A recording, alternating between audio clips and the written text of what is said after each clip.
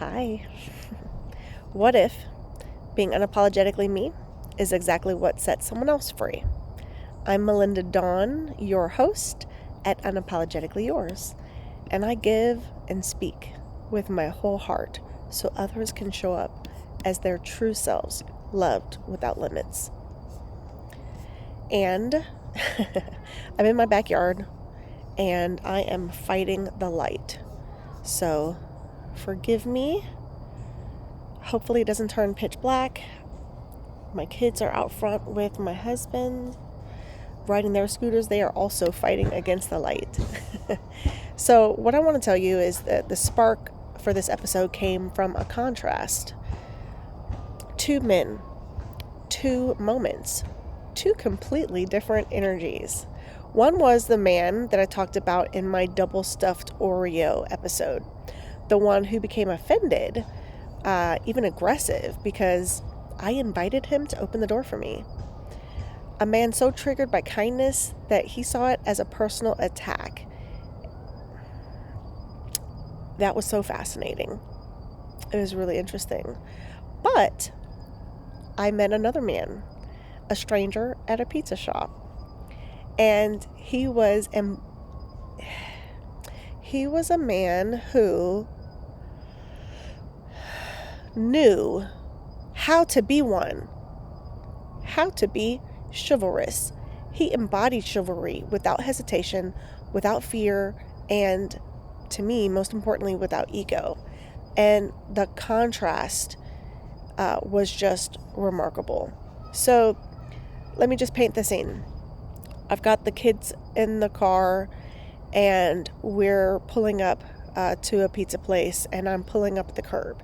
There's someone who's already there in his own car, and he might be waiting for the clock to run down for when his order is ready. So we both wind up sitting there for a little bit, and then I get out of the car and approach, I'm walking towards the building. He gets out of his car and he's closest to the building, and he runs to get in front of me, but not to beat me, which I would have let him go first anyway because I knew he was there first, right? But it was to beat me to the door, to hold it open for me. I didn't ask. I didn't have to give him an invitation. He invited me to step in first. And I was like, okay. And I know that chivalry is not dead. I know it's not. I'm married to a man who jokingly, like if I go to open my own door, he'll be like, oh, you're so independent now. He's teaching our sons to open the door for me. Things like that, right? So I was just encouraged. Not only that, even though he probably knew that I knew that he was there first, he let me put my request in for my order, right? Which everything was ready, and it was like quick and easy. So it was really nice, and I very much appreciated him, so much so that as we both left, I actually stopped him and I described what I experienced at the other establishment. And when I tell you the look of confusion he had on his face, he could not understand the lack of chivalry. In fact, he was the one who used that word himself. And, I felt like I had to tell him that I saw him, to tell him that that small act really mattered, that his kindness mattered, and that it was noticed and appreciated, and really that he was a true king. So he might not have needed me to stop him, and he might not have given it much thought afterwards, but certainly he made an impression on me, and it was important for me. I think even sharing this is about reminding you, sometimes we don't notice things when they're right, when they're good. Typically, people notice things when they're wrong, when something's bad. But perhaps when you notice, when things are just going your way, maybe there's a thank you in there. Maybe there's and acknowledgement. I felt like he deserved the praise because there are certainly males who are not at his caliber, right? But there are those people, right? Those males who don't know, who weren't taught, who think it's a silly thing. Those males and boys need to be witnessing this type of good behavior, right? They need to see that what it looks like, right? They need to see it modeled, and perhaps, maybe, just maybe, they'll begin to pick up that not long dead, but that I don't even want to say ancient because it's probably not that old, but you get what I'm saying. I'm surprisingly at a loss for the right word here. In this experience, there wasn't dominance. There wasn't any weird energy, just kindness, awareness, and a man comfortable being a man. And it was really beautiful for me to be on the receiving end, to be able to be in my feminine, and to see a man truly in his masculine. And again, just a reminder that chivalry is not dead. It's just rare. And rarity is not the same as extinction. So there are men out there who hold doors, who protect peace, who offer respect, and move through the world with quiet, steady strength. And actually, I'm married to one of them. So, my husband, I talked about him teaching our sons, right, to open doors.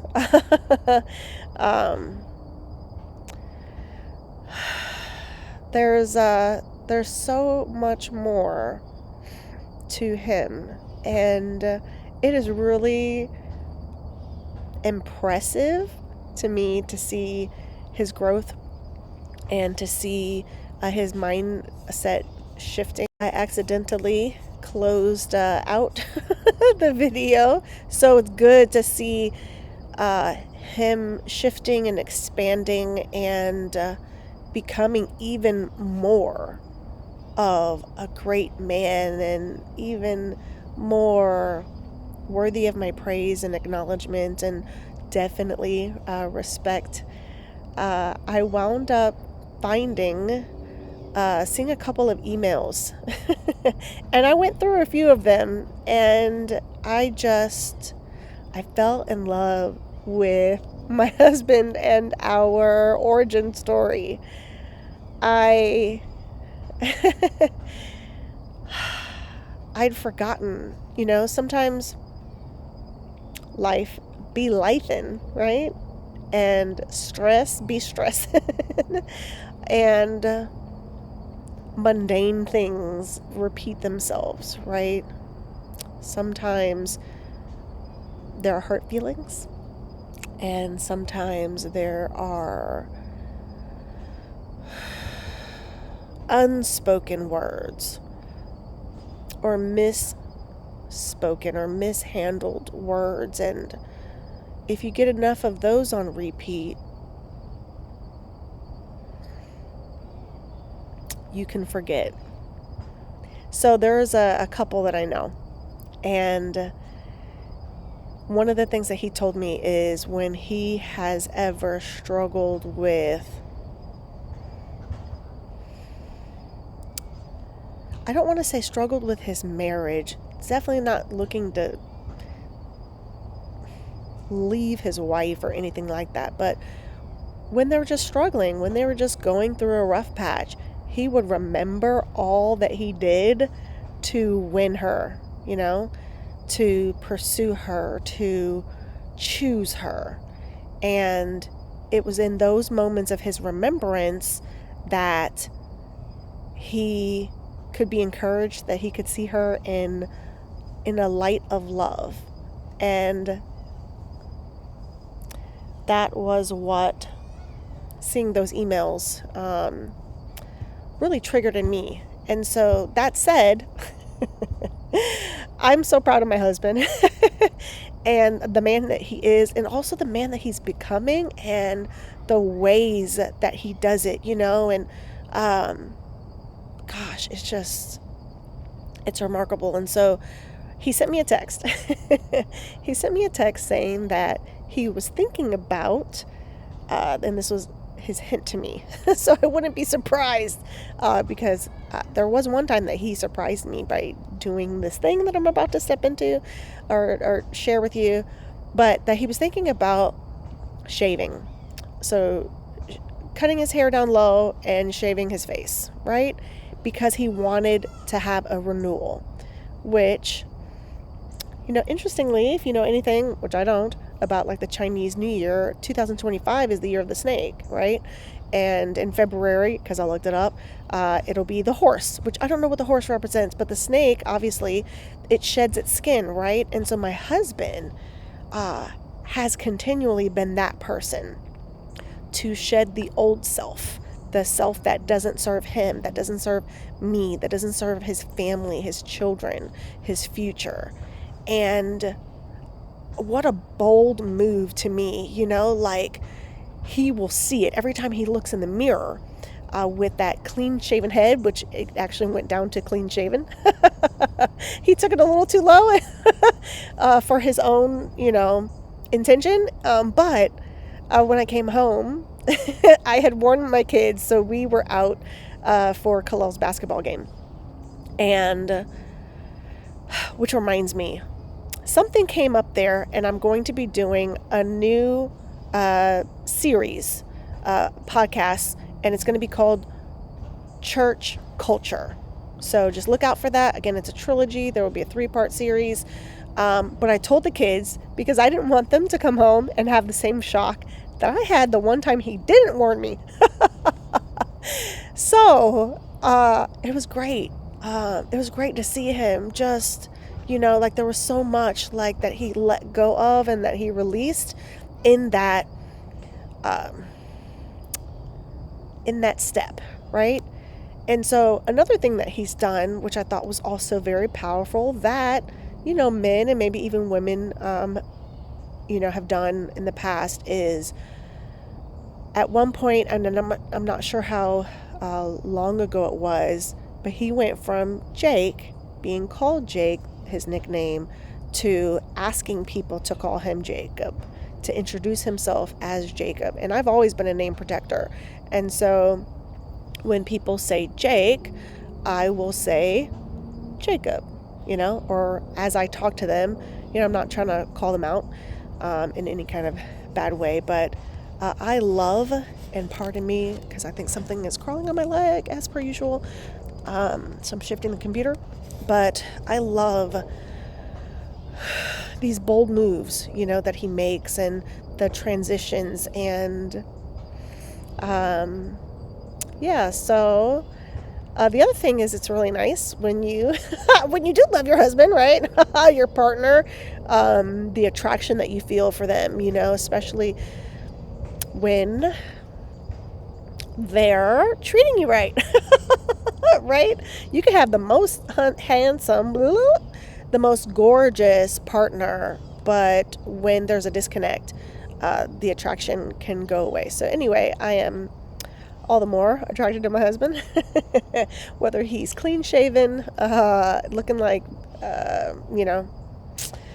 there was another thing that I saw, Victor Creed. Depending on how his hair looks, he can look like a number of people. In fact, recently, prior to this shift in him, right, in this transition that he's selecting for himself, he was walking around somewhere a little broody, and what he found out is that the people that he was connecting with started calling him Wolverine, Logan from X-Men. And he has gotten that a lot, not necessarily because of the broodiness, but whatever, how his hair is, he gets Superman. I just saw some wedding pictures the other day of us, and He's got that little Superman curl. He's all my favorite superheroes. So, anyway, the other piece is whether you have a disconnect or not, finding old letters, I don't know, like we used to write each other. We still do. It's not necessarily far and few between, but it's not as frequent, maybe, as it has ever been. But he actually just wrote me a beautiful letter in green ink. So he likes, what is it called? He might have used a dip pen, but fountain pens. So he's especially big up on that. He's very fancy. So in his favorite green ink, and it was really beautiful. It was really beautiful. So I had an opportunity to, and I'm hearing the door slam. I had an opportunity to read over some emails that we'd sent each other, and boy, did I write long emails. So I found this one, I was like, whoa, that's a doozy. And then I found another one that was even longer. It was like super long, but one of the endings of my email to him was that I had hit the jackpot, and in his friendship. And what I saw in our emails was friendship, and it was acceptance. It was him receiving me, and I'm a lot, and that's okay for me to be a lot. And he can contain my ocean. He can contain my ocean. And it was amazing. It was amazing to be reminded of that. Let me see. So like I copy pasted some. So like he would call me Marvelous Melinda. He said, I always enjoy our conversations and enjoy just listening. I am going to spare you a lot of my words. There's just so many words. Let's see, talked about goals.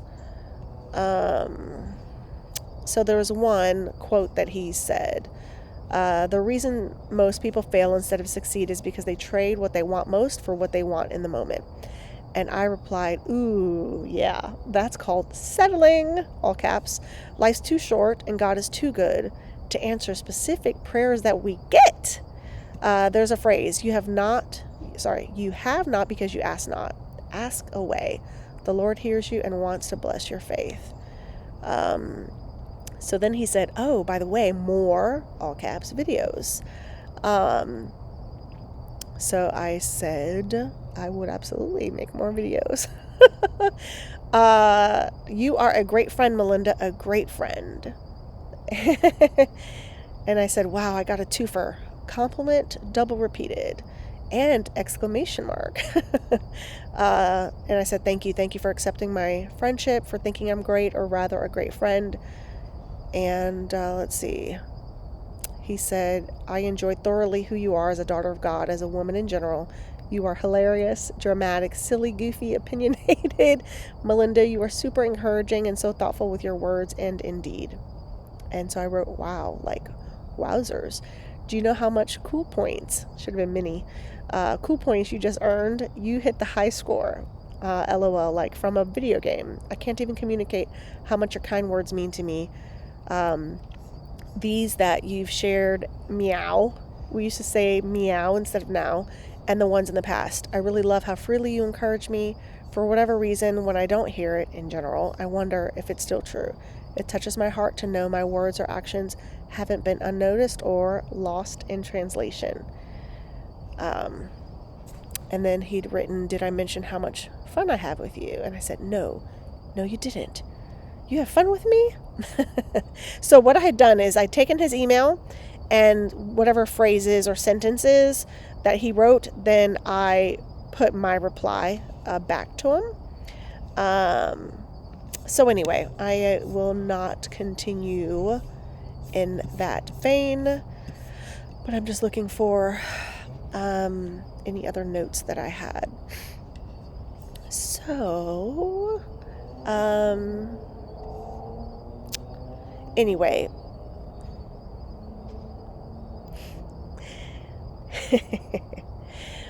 my brother-in-law did a speech at our wedding, and to date, it's the best toast I have ever come across. And I've given some pretty good toasts as well. If you need help writing one, I'm your girl. You know what? Maybe I'll drop it in here. It's in our wedding highlight reel. And I've already messed up by closing out the other video.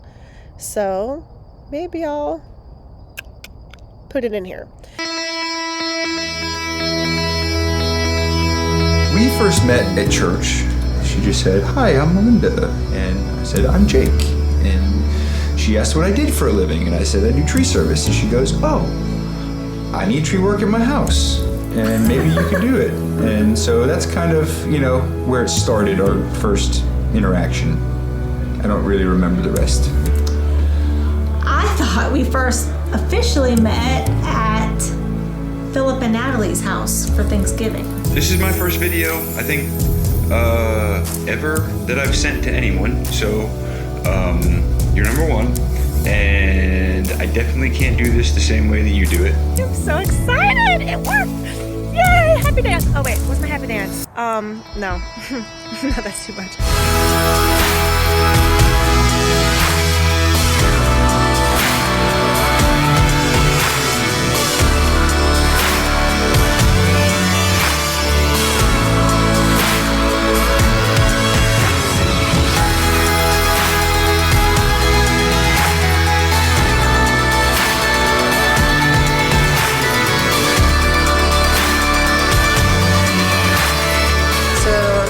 We met before then? At Yes. church? Mm-hmm. Okay. Yes, we met at church. Well, I remember the conversation that we had about the tree service thing. And so we didn't meet that day. But I saw him that day. So anyway, that's how we met. I believe him.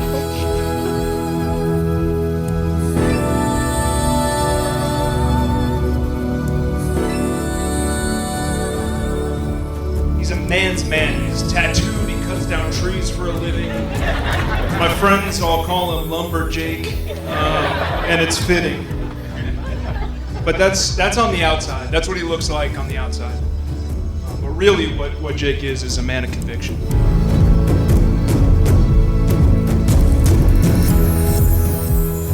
When Jake knows what's good, when he knows what's right, when he knows what's pure, he runs after it. He chases it down. And that's how he ended up with Melinda. Morning. How are you? I got your videos. I like them. I just really like you. I like how you were always helping, getting, and giving. You are super creative, just coming up with all kinds of fun stuff to do. So we've been talking quite a bit from beforehand. We actually, like a month before, had like 999 text messages between us. So we were actually quite together before we were actually together. But we were actually together November 30th, I asked her. I have never seen my big brother so smitten, so taken, so completely in love. He's consumed with respect and admiration for Melinda and is overflowing with joy always to have her as his own. He's protective of her purity, her heart, and her relationship with the Lord. And as for Melinda's feelings towards Jake, all you really need to do is log into Facebook and you will have no doubt that this woman loves this man.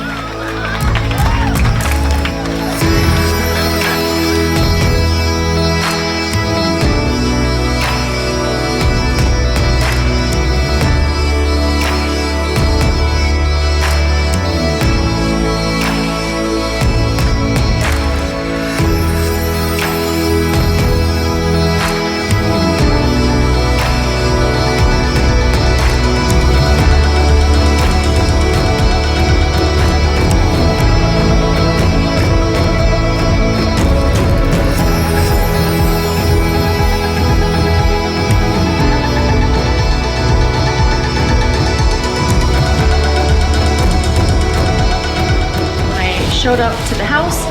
My dad opened the door, and there were rose petals from the foyer all the way through the formal living room to the formal dining room.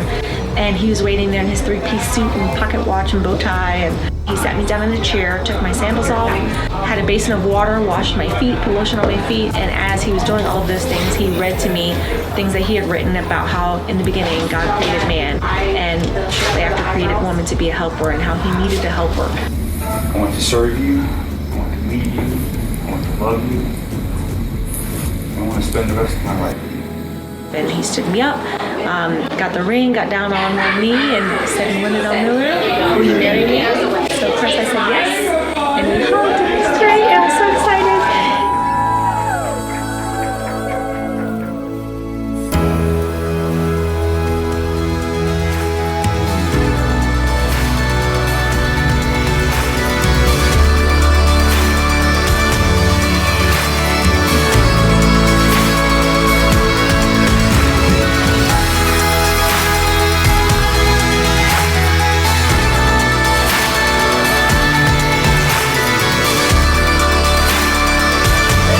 Engagement, 2 months, and today is our first kiss, and so I'm very excited about that.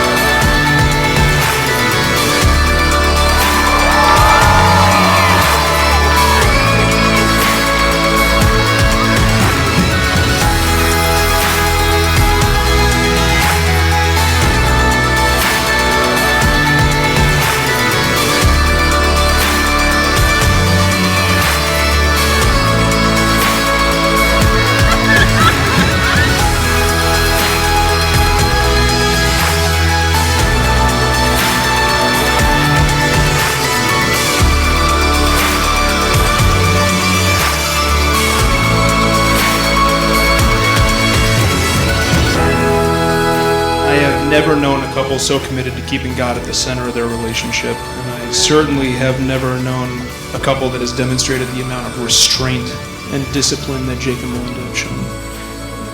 They pray together, they read together, they laugh and cry together, they are genuinely open and honest with each other. In today's world, that is truly a work of God.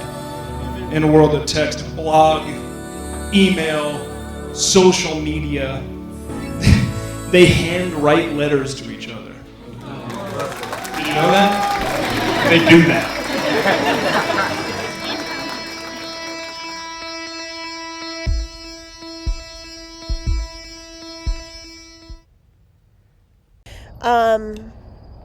It's so beautiful to be seen, to be understood, to be affirmed, for your energy and effort, you know, in a relationship, whatever level it is, whether it's friendship, whether it's romantic, whether it's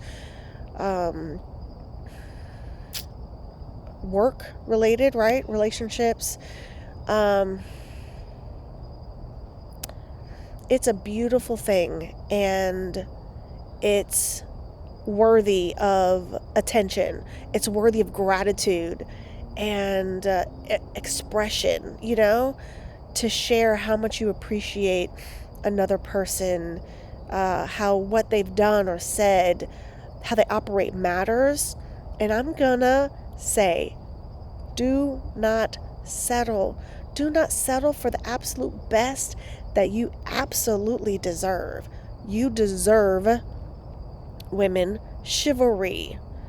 You deserve, men, women who will see you and honor you and, you know, recognize your efforts. You know, you don't deserve to be with a woman who doesn't get you, doesn't see your value in her world, right? Women, you don't deserve to be a placeholder. You don't deserve to be taken advantage of or used as anything, right?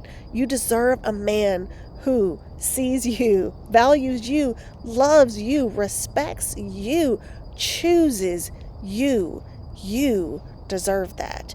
You don't deserve texts. I'm talking to single women now. Texts on a Friday asking you out on a Saturday. That date should have been planned, right? No, you don't deserve that. You don't deserve the nonsense from the things that I read in the Dating 105 episode. A man testing you to make you wait so that you would know your place. Because your place...